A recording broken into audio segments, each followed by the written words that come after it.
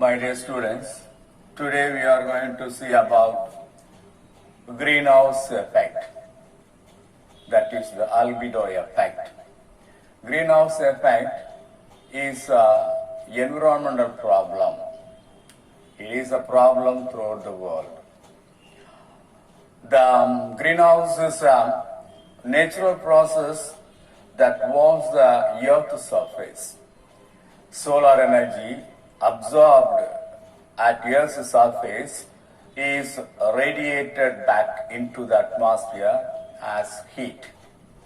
When the sun's energy reaches the Earth's atmosphere, some of it is reflected back to space and the rest is absorbed and re-radiated by some of the gases called greenhouse gases.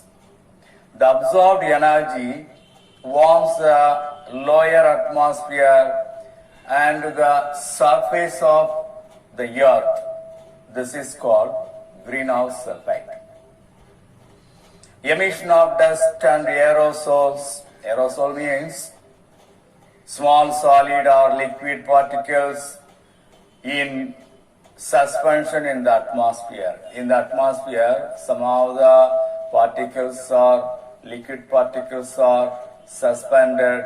Those suspended particles, small solid or liquid suspended particles of the atmosphere, that is the aerosols, may be coming from the industries, nearby industries, or automobiles, forest fire, sulfur dioxide, DMS, dimethyl sulfur, play an important role in disturbing the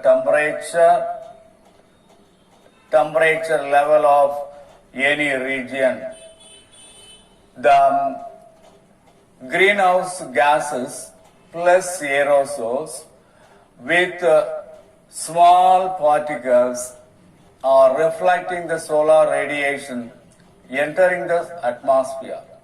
This is known as albedo effect. Albedo effect will reduce the temperature, reduce the rate of photosynthesis, and also reduce the effect of respiration. So that is the greenhouse effect.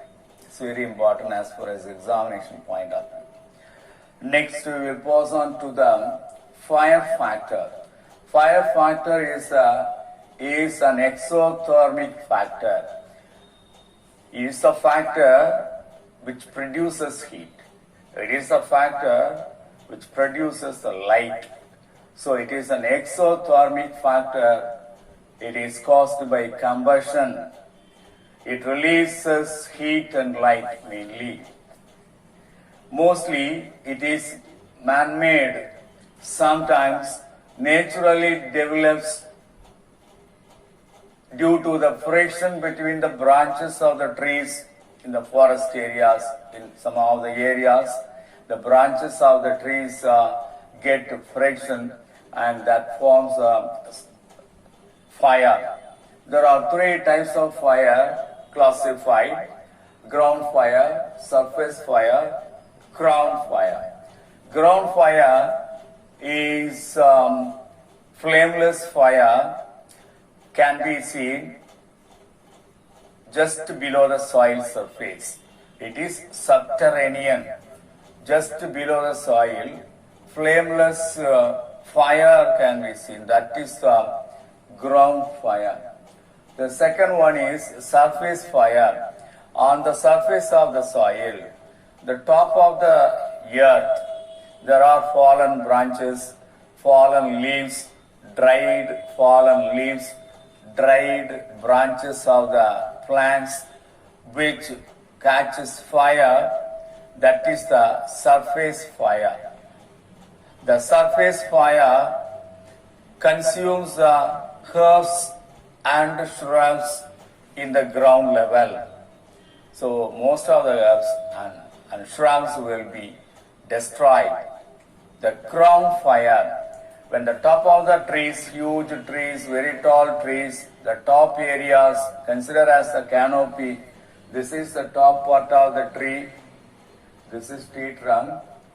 At the top, you can see many branches, many leaves, and collectively called canopy. When the canopy of the trees catches fire, that is called crown fire. The crown fire will spread from one plant to another plant in the forest so that the entire forest will be destroyed. So that is the crown fire. Come to the effect of fire. The fire has a direct lethal effect in plants because it destroys the plants. When any plant is affected with fire, that will be destroyed. Burning scars on the fire. In some places on plants you can see burning scar. In the burning scar, you can see the parasitic fungus, parasitic insects.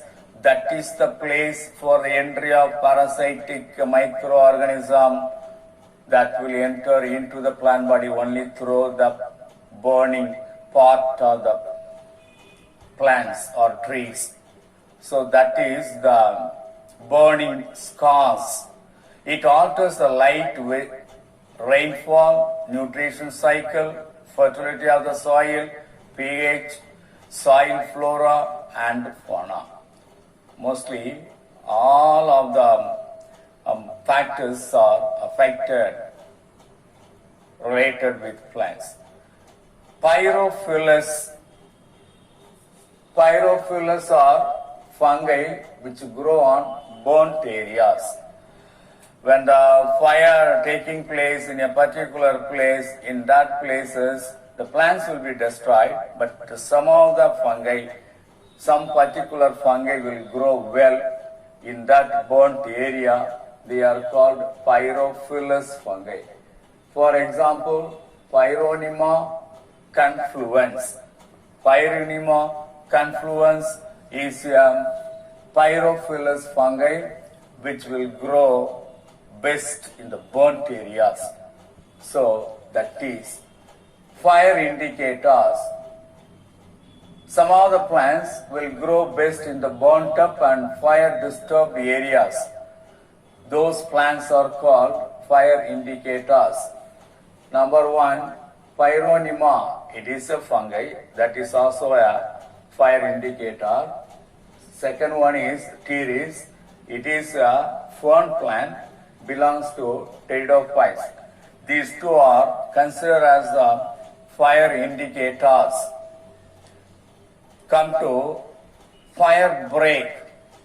It is a gap made in the vegetation that act as a barrier to slow down or stop the progress of the fire. That is the fire break. When any natural gap made in the vegetation that acts as a barrier to slow down or stop the progress of the fire, that is called fire break. Natural fire break. Naturally, there is a lake of vegetation such as a river, a lake and canyon found between the vegetation. They act as a natural fire break. So the river is considered as a natural fire break, a lake is considered as a natural fire break, and canyon is considered as a natural fire break. Rytidome. Rytidome is a very important term. The rytidome is a structural defense by plants against fire.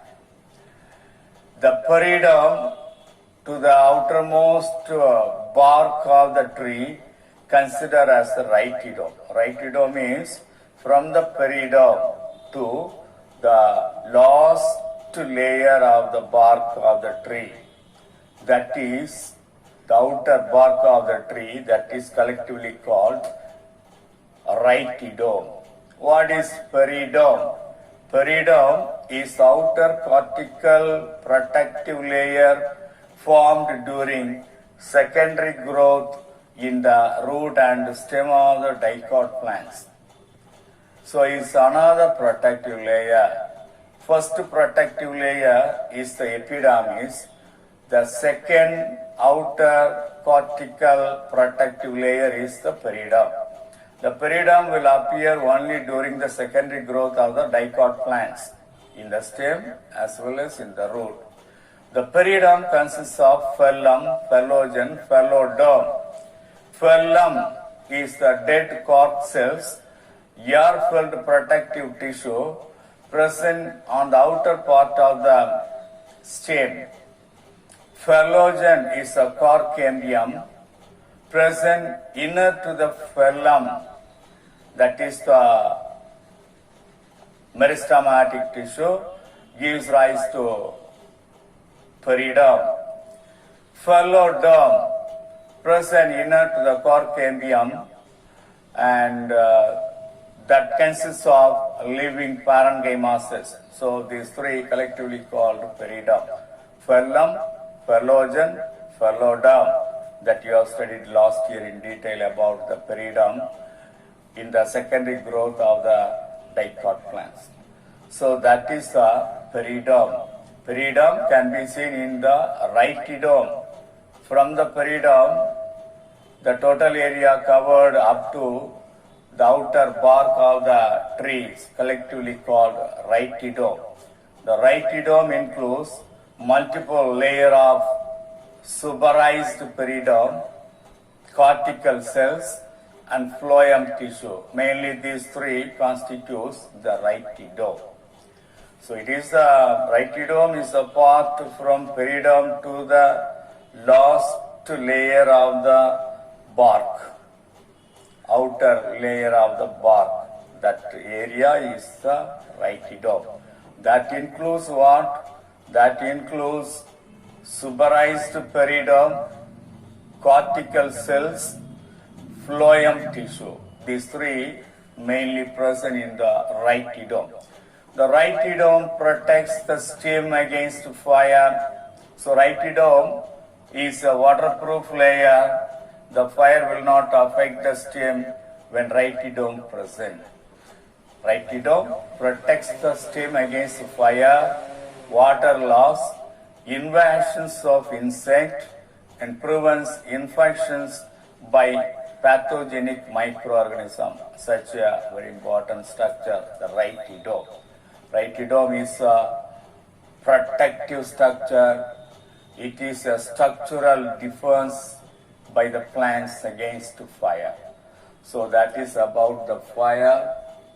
So far we have seen greenhouse effect, albedo effect, fire, types of fire, effects of fire, and rhytidome. That is all.